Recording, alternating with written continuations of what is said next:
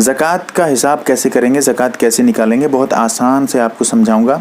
देखिए, ज़कात जो है तिजारत का जो माल है उसके लिए अलग मसला है, और इसी तरह जो जानवर वगैरह पाले हैं उनका अलग मसला है।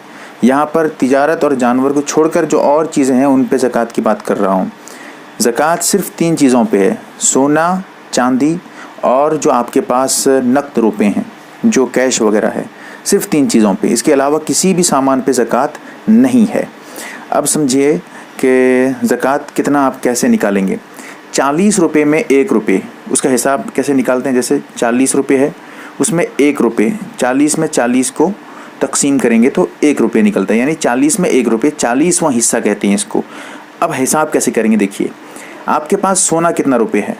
सोना जो अभी आपके पास मौजूद है, अगर आप उसी सोने को लेकर बाज़ार में बेचेंगे, फ़रोख्त करेंगे, तो वो सोना कितना रुपये का जाएगा। मिसाल के तौर पे आपने सुनार से बात की, उसने कहा कि ये सोना आपका जितना भी है ये आपका 50,000 रुपये का हो जाएगा। अब समझिए सोना 50,000 रुपये का, अगर आपके पास सोना है तो ठीक है, नहीं है तो फिर कोई बात नहीं। अगर सोना है तो हिसाब करके उतने ही लिखेंगे। यहाँ पर जो मैंने 50,000 का लिखा है ये एक समझाने के तौर पे, वरना आपके पास जितना होगा आप उतना ही लिखिएगा। अब प्लस करिएगा। अब आइए चांदी के पास। चांदी आपके पास कितने रुपए की, कितना ग्राम और कितनी कीमत की चांदी है। चांदी अगर आपके पास मिसाल के तौर पे नहीं है तो कोई बात नहीं, हिसाब मत करिए, चांदी का छोड़ दीजिए। अगर चांदी है तो सुनार के पास लेकर मालूम करिए कि मेरे पास इतना चांदी है, इतने ग्राम का चांदी है, इतना किलो चांदी है, अगर मैं आपको दूं तो कितना रुपए में आप लेंगे। वो बताएगा कि इतना रुपये लग जाएगा। मिसाल के तौर पर चांदी आपके पास 20,000 रुपये की चांदी है। अब नहीं है तो फिर चांदी का हिसाब छोड़ देंगे, कोई बात नहीं है।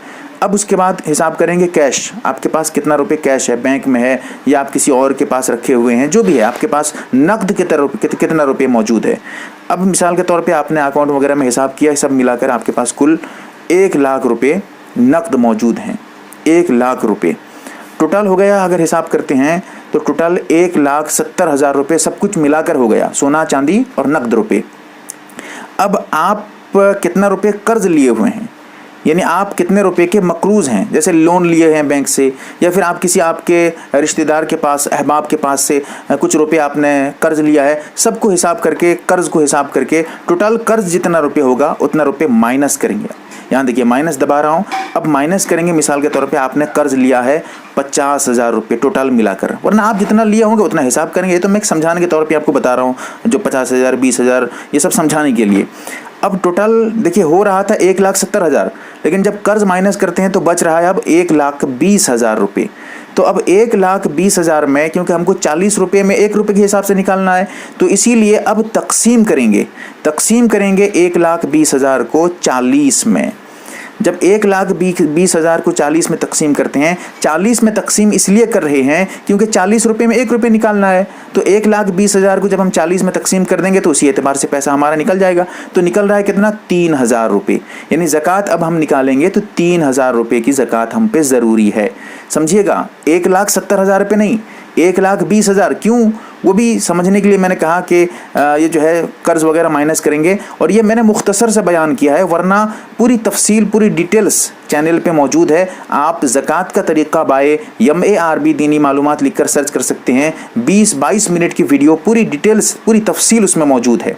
यहाँ पर मैंने जो बताया है बहुत आसान सा और मुख्तसर करके आपको बताया है, ताकि आप आसानी से निकाल सकें। और ये ज़कात का बहुत आसान तरीक़ा है। ज़कात का मसला लेकर बड़े उलझन में रहते हैं लोग, इसीलिए ये वीडियो आपके सामने पेश की गई है। अल्लाह ताला समझने की तौफीक दे, आमीन या रब्बल आलमीन। मुहतरम नाज़रीन व सामईन, आप एक मुअतबर व मुस्तनद चैनल MARB दीनी मालूमात देख रहे हैं। आपकी खिदमत के लिए बहुत तहकीक और रिसर्च करने के बाद इसमें वीडियो डाले जाते हैं। अल्लाह से दुआ है ये चैनल इस्लामी जिंदगी में आपके लाहद काम आए, आमीन।